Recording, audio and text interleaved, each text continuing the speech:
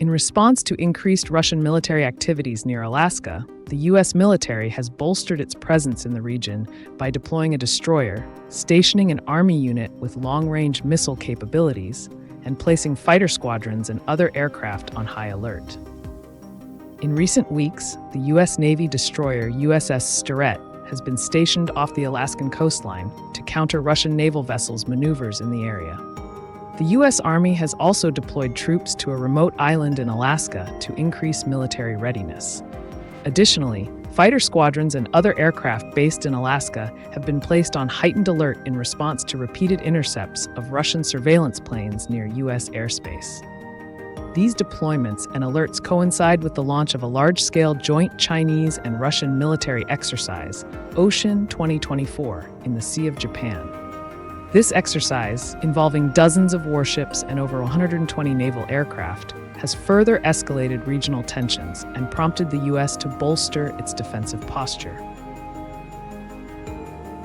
These deployments, initially planned as part of regular exercises, have gained new significance in the context of the heightened military activities in the region.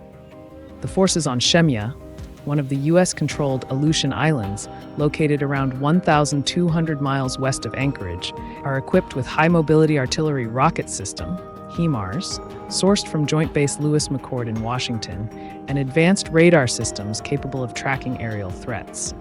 The USS Sterett, which left its home port in San Diego earlier this month, has recently docked at Dutch Harbor in the Aleutian Islands, roughly 1,100 miles southwest of Anchorage. This rarely used port is strategically located for operations in the Bering Sea. Following Russian aircraft operating in the Alaska Air Defense Identification Zone for a week, the North American Aerospace Defense Command recently reported increased Russian military activity near Alaska. Russian military planes were detected on September 11th, 13th, 14th, and 15th, highlighting a persistent pattern of Russian military presence in the region. Meanwhile, in July, NORAD intercepted Russian and Chinese bombers operating just 200 miles off Alaska's coast.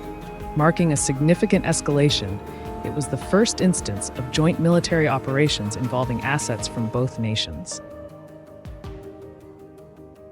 Launched from the same Russian airbase, these aircraft highlighted the deepening military cooperation between Moscow and Beijing, which is increasingly perceived as a strategic alliance meant to challenge U.S. and allied interests. Russian military forces are not limited to the air domain. They are also present close to U.S. territory. Last week, the U.S. Coast Guard reported that its Homeland Security vessel, the 418-foot Stratton, was conducting routine patrols in the Chukchi Sea when it encountered 4 Russian Federation Navy vessels approximately 60 miles northwest of Point Hope, Alaska. The Russian flotilla included 2 submarines, a frigate, and a tugboat. They had temporarily crossed into U.S. waters to avoid sea ice, a maneuver allowed under international maritime laws and customs. While legally permissible, the incident also reflects a growing Russian naval presence in the Arctic, an area of increasing strategic importance due to its untapped resources and emerging shipping routes as ice caps continue to melt.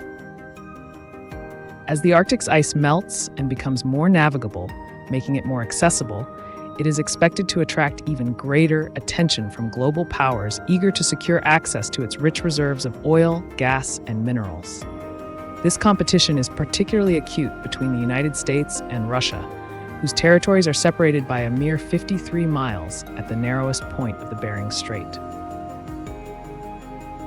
Nationalist sentiments in Russia, where some politicians and commentators have advocated for reclaiming Alaska, have added to the geopolitical frictions.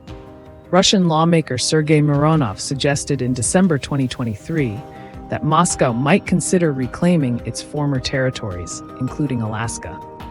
Although such claims are widely dismissed as political posturing, they underscore a broader narrative in Russia fueled by nostalgia for the country's imperial past.